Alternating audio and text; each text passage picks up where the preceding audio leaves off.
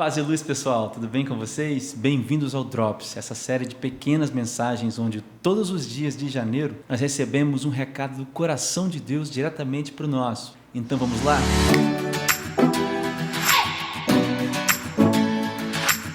Há algum tempo eu tenho pesquisado sobre o tempo. Minha vida acadêmica se divide entre as áreas da música, física e matemática e a teologia. Nas áreas da física, matemática e a música, eu tenho tentado conectá-las através de entendimento a respeito do tempo. E esse tempo todo, nas minhas pesquisas, mirando o tempo em várias abordagens, eu tenho percebido que muita gente, muitos filósofos, pensadores, teólogos, pensam e refletem também a respeito do tempo. Na Bíblia, a gente encontra 3 palavras que determinam o tempo. A gente encontra a palavra Cronos, Kairos e o Aion. Cada uma dessas palavras traz para si um significado a respeito do que é o tempo e muito ligado à visão da cultura grega ou da filosofia grega. E aí, quando a gente olha para a Bíblia e tenta entender então o que é o tempo, a gente sempre lembra do texto lá de Eclesiastes, capítulo 3, onde o escritor diz que há tempo de chorar, há tempo de rir,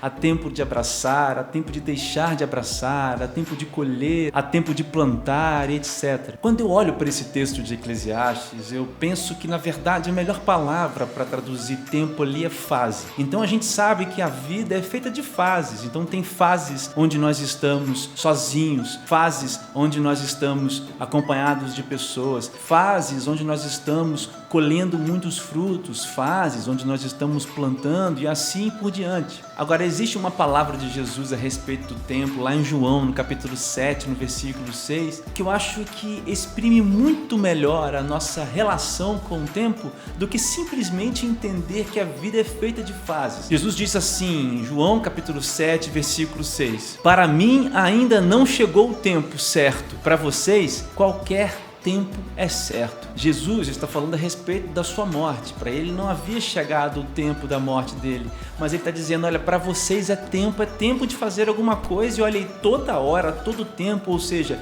em qualquer fase é tempo de fazer alguma coisa. E aí eu fiquei pensando o que Jesus quis dizer quando ele disse que em qualquer momento, em qualquer fase, no tempo de colheita, no tempo de plantio, tempo de chorar e tempo de rir, o que é certo para fazer em todas essas horas? Para mim, o contexto de João 7 deixa claro que Jesus está falando todo tempo é tempo de amar a Deus, todo tempo é tempo de se render a Deus e todo tempo é tempo de obedecer a Deus. Eu creio que essas 3 ações, amar a Deus, se render a Deus e obedecer a Deus, elas incluem tudo o que diz respeito à nossa vida e à conduta cristã, as questões de fé, as questões morais que a Bíblia nos coloca. Acho que todas essas questões, elas estão contempladas dentro dessas 3 ações: amar a Deus, se render a Deus e obedecer a Deus. É como se Jesus estivesse dizendo, olha, não importa que fase você esteja vivendo agora, porque a vida é feita de fases. Em qualquer fase é tempo de amar a Deus, se render a Deus e obedecer a Deus. Já parou para pensar que isso resume o que é ser discípulo? Que isso resume o que é ser filho de Deus? Hoje a gente tem a oportunidade de refletir e trazer para a nossa vida a verdade de que todo dia, em qualquer instante, seja em qualquer fase, é tempo de amar a Deus, se render a Deus e obedecer a Deus. Hoje é o tempo certo para isso. Que Deus te abençoe.